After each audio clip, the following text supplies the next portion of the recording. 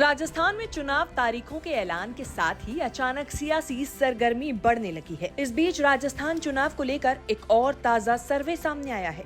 ये सर्वे किया है एबीपी न्यूज सी वोटर ने। सर्वे में क्या है लोगों की राय, ये हम आपको इस रिपोर्ट में आगे बताने जा रहे हैं। राजस्थान में बीजेपी ने सीएम चेहरे का ऐलान नहीं किया है। पार्टी के मुताबिक उसका चेहरा कमल यानी चुनाव चिन्ह ही होगा।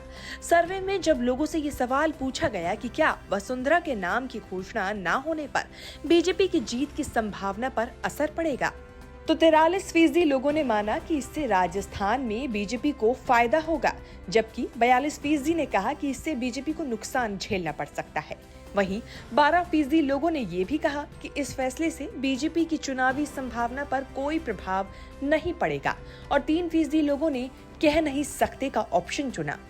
वहीं जब सर्वे में लोगों से पूछा गया कि राजस्थान में सांसदों को विधानसभा चुनाव में उतारने से बीजेपी में शुरू हुई बगावत से पार्टी को कितना नुकसान होगा, इसके जवाब में 44% लोगों ने कहा कि सांसदों को विधानसभा चुनाव में उतारने से बीजेपी में शुरू हुई बगावत से बीजेपी को बहुत ज्यादा नुकसान होगा। वहीं 23% लोगों ने कहा कि कुछ हद तक पार्टी को नुकसान हो सकता है, जबकि 30% लोगों ने कहा कि इससे पार्टी को कोई नुकसान नहीं होगा। 3% लोगों ने कहा कि वो इस सवाल पर कुछ कह नहीं सकते।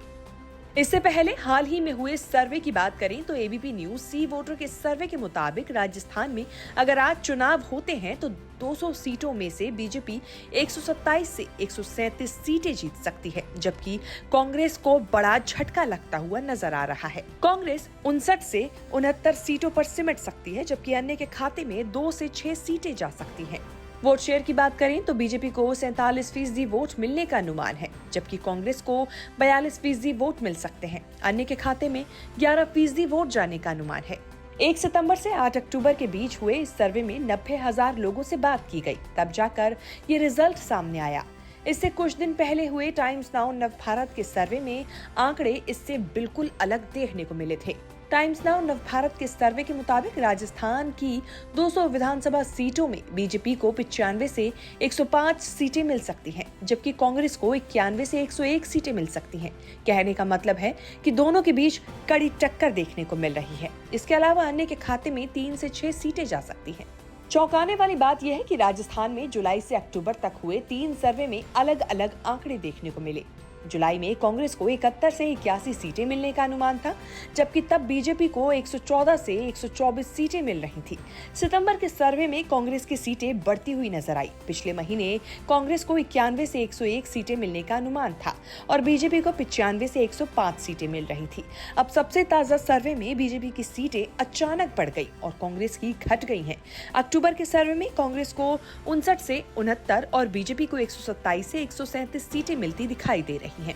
कहने का मतलब ये हुआ कि राजस्थान में दोनों पार्टियों के बीच कड़ी टक्कर है। राजस्थान के पिछले चुनावी नतीजों को देखा जाए तो 2018 के विधानसभा चुनाव में 200 सीटों की विधानसभा में कांग्रेस ने 100 सीटों पर जीत हासिल करके सरकार बनाई थी, जबकि बीजेपी को 73 सीटें मिली थी। इसी चुनाव में वोट शेयर की बात करें तो कांग्रेस को 39.30% वोट मिले थे, जबकि बीजेपी का वोट प्रतिशत 38.77 रहा था।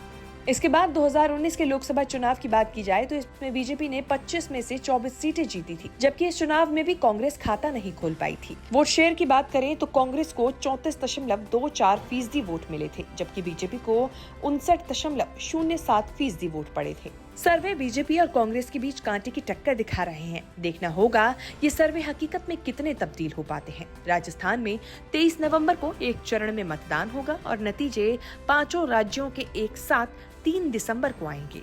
न्यूज तक ब्यूरो।